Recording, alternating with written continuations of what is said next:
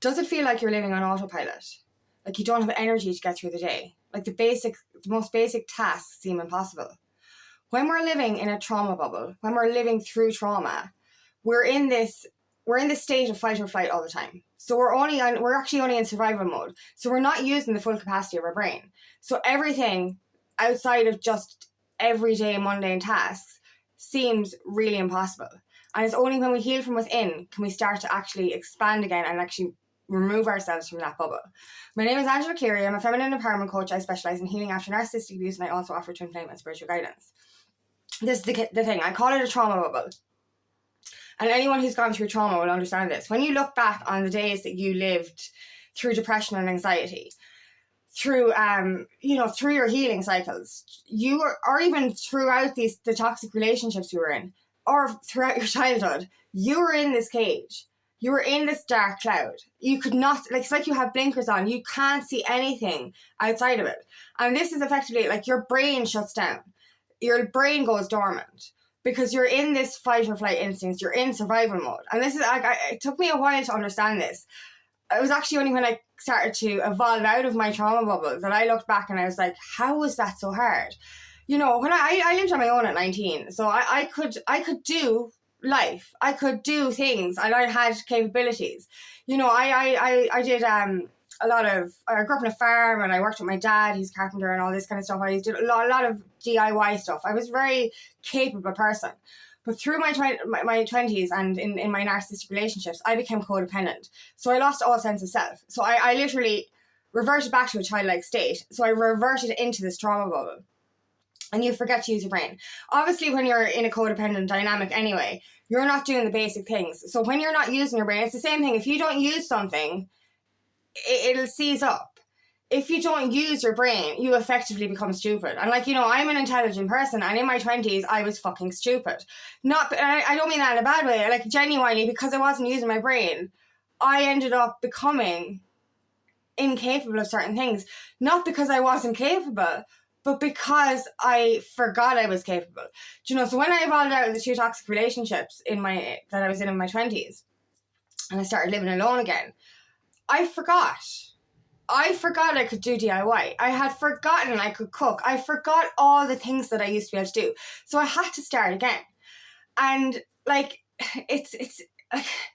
I was dependent on men to hang pictures or do this, do that, the other. I can use my own fucking hammer, for God's sake. So, it was certain things like this. But it was only after my relapse that I really discovered what this trauma bubble was. And what it really is. It's a survival instinct. It's survival mode. You're in fight or flight all the time. You're literally, your unconscious mind tries to protect you from the outside world because all you've known is pain. All you've known is abuse or trauma. So you're literally hiding behind this wall of protection. So you don't see outside of it. It's like the comfort zone thing.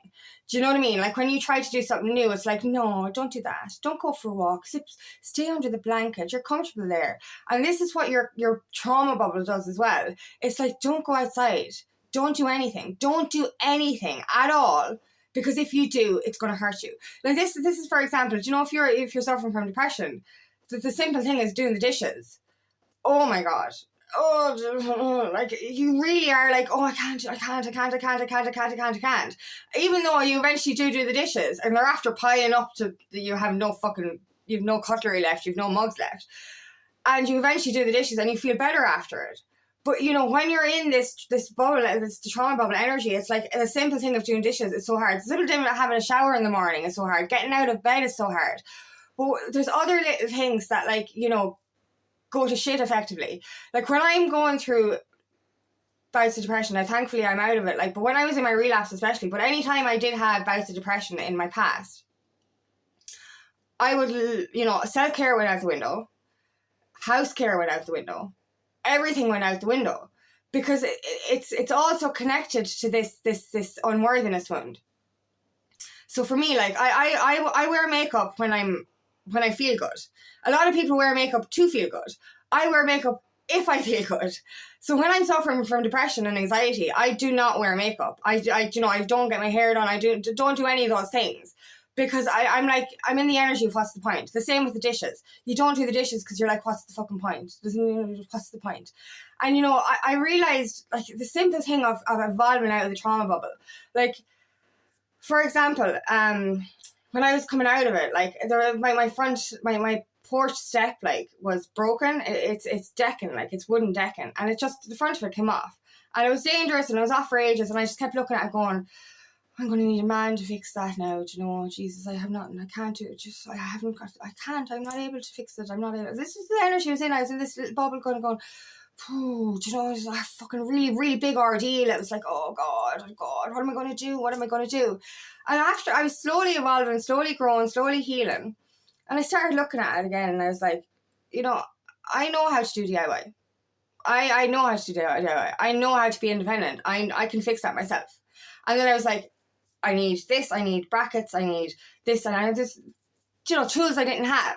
And I was like, I'll get the tools eventually. I'll get them eventually, and I'll be able to fix it myself. I'll be able to fix it myself. And then I was like looking at it again, and I was like starting to get better and better. And I looked across it another day, and I was like, all you need is a couple of fucking screws. I have loads of screws. And I genuinely was like, I could fix this tomorrow. But I still needed to get used to that idea.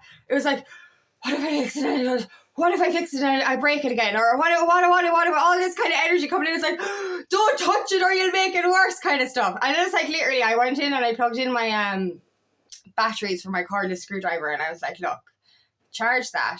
And then next week, it took me another fucking week after that to literally just put a few screws in it, and it was fixed. Bob's your uncle. It was just perfect. And I was literally kind of going, that's just common sense. How did I not see that before? And it's funny because like I love improvising, and I love getting, you know, random ideas. I'm like, oh, I can do it this way or this way, make life easier for myself.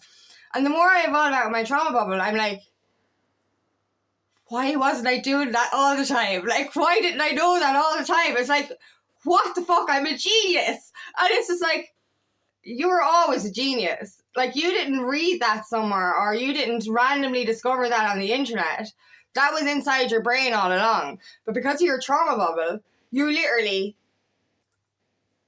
just couldn't see it. It's just like, where is it? Well, like, you know, and it's like, it's literally like, I love it because, you know, I'm rediscovering parts of my brain that I didn't know were there. You know, and we make these excuses. This is the excuses of the trauma bubble. For me, my priorities were different. When I was in my trauma bubble, you know, things around the house were different. Like, you know, the blanket I had on the couch for the dogs had holes in it because my older dog used to chew it. I was like, that's just the way it is. You know, I don't need a nice blanket. You know, it's fine. And, you know, certain things like that. And I was like, you know, then I started to come out of my trauma, but I can have nice things. So I started to look after my house as well. Simple thing of a little bit of paint chipping off the wall. I was looking at it for ages going, oh, I'll have to buy paint. Jeez, I don't be able to do that for ages. But every time I looked at it, I felt lack, and I was like, oh, it's not nice. And then when we painted the outside of the house, me and my landlord, I used some of the outdoor paint to paint the wall. And this was just like, literally took me 5 or 10 minutes, and I was like, that looks so much better. But because I was in my trauma bubble, I was like, I can't do it because of this, and oh, I can't do it because of this. And this is the energy. It's like there's a mixture of, you're in survival mode. All you're doing Monday to Friday, or Monday to Sunday, because we have 7 days a week, all day, every day, all you're doing is literally trying to get to the end of the day.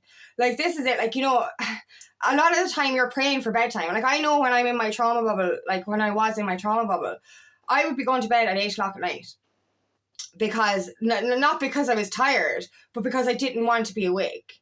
Do you know what I mean? I'd stay in bed late as well because I wouldn't want to get up early. Now I'm getting up early and going to bed, you know, at a reasonable time. But like, I'm not going to bed because I want to escape my day. I'm going to bed because I need to get up early in the morning. Do you know what I mean? So like, just simple things like this. Like, we're in this, as I said, this survival mode where we're literally hiding behind this wall, afraid to look out behind it because everything seems trivial. Everything seems like a chore. Everything. And so that's why your appearance goes to shit. Your environment goes to shit. There's, you know, dishes everywhere. Like, I think one of the biggest things that anyone suffering from depression goes through is the I don't want to do the dishes, and so sad, I'll just get another cup. I just get another spoon, and then you run out of spoons and cups, and you're like, oh my God, I have to wash the cup. I don't want to wash the cup. And I don't mean this in a bad way. I'm not taking the piss by any means. I was here. I know what this is like. I know how hard it is to do basic things when you're in the survival mode, in that trauma bubble. And I know what it's like. It is that fight or flight. It's like literally, you stay safe, stay behind the wall, don't do anything outside your comfort zone. And this is why everything gets neglected, your health, your well-being. And then it's connected to your unworthiness wound as well. You're in a trauma bubble because of your unworthiness wound. You're in a trauma bubble because of the way you've been treated through childhood or through relationships. And you're in this energy of, not only are you afraid to step outside of this little bubble of protection, you're also saying to yourself, what's the point in doing life? What's the point in cleaning the dishes? What's the point in having a shower today? No one loves you. No one is going to come into your life. No one cares. No one's going to see it. Like, this is the energy we're in. Like, you know, and I'm only discovering this lately because I'm like, you know, obviously I've been out of my trauma bubble for a while, but there's certain things that I keep doing that are extra now. So like, the more I come out of it, the more I do.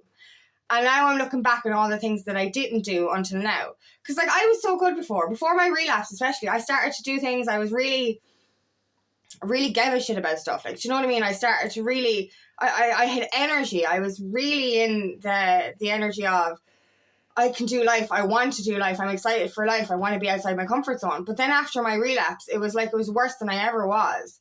You know, and then it reminded me of my 20s. You know what I mean? I forgot how to use a hammer in my 20s. I forgot how to butter bread in my 20s because I was in a codependent dynamic. You know what I mean? I forgot how to use my brain.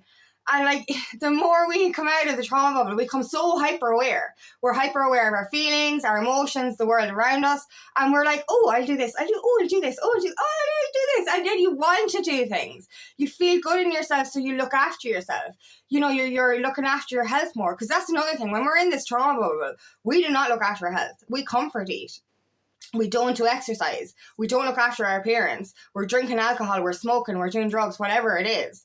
And we're not in a good energy. You're literally, effectively wasting away and shortening your life because you don't want to be alive, effectively, because of the pain that you're in. But you see, when you face, like, we're actually so afraid to face our trauma, but we're hiding in it. We're like bathing in toxicity, pain, and abuse. That's what we're doing when we're in this bubble. But when we actually heal the stuff that's within us and release it, the water gets clear, effectively. So you're bathing in fucking salt water, or, you know, pure Epsom salt water or something. Do you get me? So you're literally going from, this black mucky water into this clear, beautiful, healthy water. So you start to look after yourself again. You start to live life because you want to live it, not just exist. You're not going around in this, and this is another thing when you're in a trauma bubble. It's all the same. You go around in circles. Like, literally, what you did Monday is the same thing you did Tuesday and Wednesday and Thursday and Friday and Saturday and Sunday. And then what happens? You do the same thing Monday. And like, if you ask yourself this, are you going around in this treadmill, this hamster wheel? Like, is your Monday the same as your Tuesday? And all your days the same as the other days? Because effectively, you're living in your trauma bubble. You're afraid to do anything different. You're afraid to do anything more, you know, adventurous or exciting. You're afraid to let people in. You're afraid to let love in. You're afraid to let everything in because you're like, if I stay in this little bubble forever, I can't get hurt. And that's what we're doing. We're staying stuck for so long, like, that we literally think, if we stay here, we're going to be safe. But your life becomes so mundane and so boring, and you lose all sense of who you are. Well, you've already lost all sense of who you are, but you'll continue that. You know, you don't look after yourself. You don't care about yourself. You don't care about your well-being. You don't care about your environment. You don't care about what you eat. You don't care about what you consume. And you're literally drinking your life away at the weekend because you're so fucking depressed about the fucking hamster wheel and the trauma wheel you're on, or the trauma bubble you're in. And that was what it was for me. In my 20s, I drank away everything. I just drank. And drinking mixed with depression adds to your fucking depression. So it makes the fucking whole cycle a hell of a lot worse. So you really don't clean your house. Like when I was drinking, my house was disgusting. Absolutely horrendous. It was mixed with depression and alcoholism because I was literally, it was just like, I'm just going to be drunk all the time, so I don't care what everything looks like.